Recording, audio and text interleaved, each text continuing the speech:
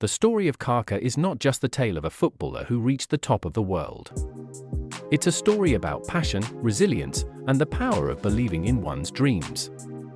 From the streets of Gama, a suburb in Brazil, to winning the Ballon d'Or, Kaká's journey is one that continues to inspire millions. The early days in Brazil. Ricardo Isaacson dos Santos Leite, known to the world as Kaká, was born on April 22, 1982, in Gama, a small district near Brasilia. His love for football began early, but the road wasn't always smooth. Raised in a middle-class family, his father, a civil engineer, and mother, a school teacher, always emphasized the importance of education. Yet, Kaká's heart was set on one thing: football. Growing up, Kaká's skills on the football field were unmistakable. He played with his older brother, who also loved the game, but Kaká's natural talent quickly outshone those around him. He joined a local club called São Paulo FC, and at just 15, he began making waves, but things could have been very different. At the age of 18, Kaká suffered a devastating injury while swimming, fracturing his neck. The doctors feared he would never play again.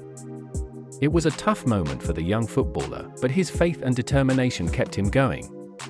Kaká's story was not only about talent but about the will to fight for his dream breakthrough at São Paulo FC. Kaká's comeback from his injury was nothing short of miraculous.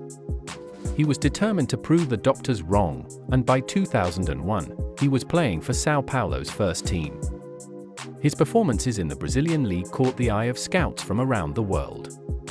But it wasn't just his skills that made Kaká special, it was his elegance on the ball, his vision, and his ability to glide past defenders as if he was floating. In 2002, just a year after returning from injury, Kaká was part of the Brazilian squad that won the FIFA World Cup in South Korea and Japan. Although he didn't play much, the experience was invaluable.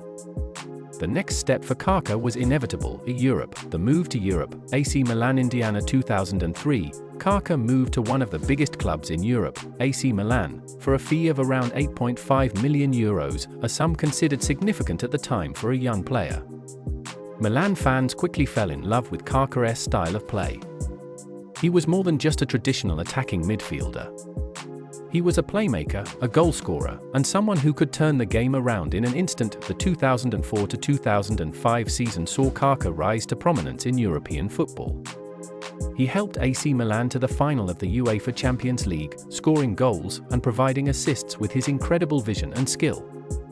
Though they lost to Liverpool in a famous final, Kaká's performance made him a household name across the continent. The golden year, 2007. In 2007, Kaká had his best year yet. He was on top of his game, dominating the football world with AC Milan. That year, he led Milan to victory in the Champions League, defeating Liverpool in a memorable final. Kaká scored a beautiful goal in the final, showing the world just why he was considered one of the best. It was during this year that Kaká's individual accolades reached their peak. In December 2007, he was awarded the prestigious Ballon d'Or, the best player in the world. Kaká was the first Brazilian to win this award since Rivaldo in 1999, and it was a moment that solidified his place in football history. The move to Real Madrid in 2009, after winning everything there was to win with Milan, Kaká made a high-profile move to Real Madrid for a then-record fee of €67 million. The move was part of Real Madrid's ambitious project to build a team of Galacticos, alongside players like Cristiano Ronaldo, Karim Benzema, and Kaká's former Milan teammate, Xabi Alonso.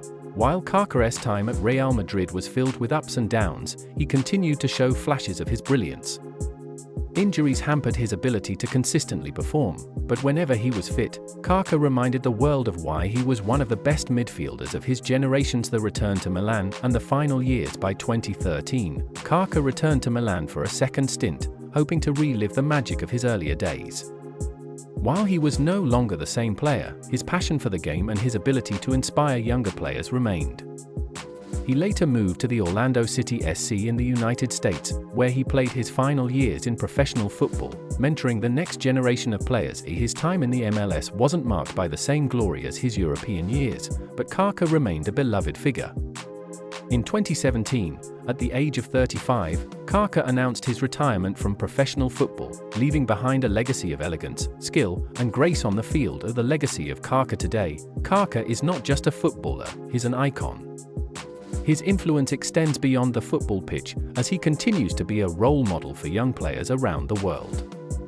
Kaká's story is one of overcoming adversity, of showing the world that anything is possible with dedication, faith, and hard work. He wasn't just known for his footballing talent. Kaká's humility, his kindness off the pitch, and his unwavering faith were what set him apart. Even as a superstar, he remained grounded, often seen giving back to his community in Brazil, working with children, and speaking about his Christian beliefs. Kaká's impact goes far beyond football. He inspired millions to chase their dreams, no matter the obstacles. His journey from the streets of Gama to the footballing elite is a story of resilience, passion, and unbreakable faith. He not only changed the way we viewed attacking midfielders, but also left a lasting impact on the game of football. Thank you for watching, and if you find this story interesting, hit the like button, and don't forget to subscribe for more interesting stories like this.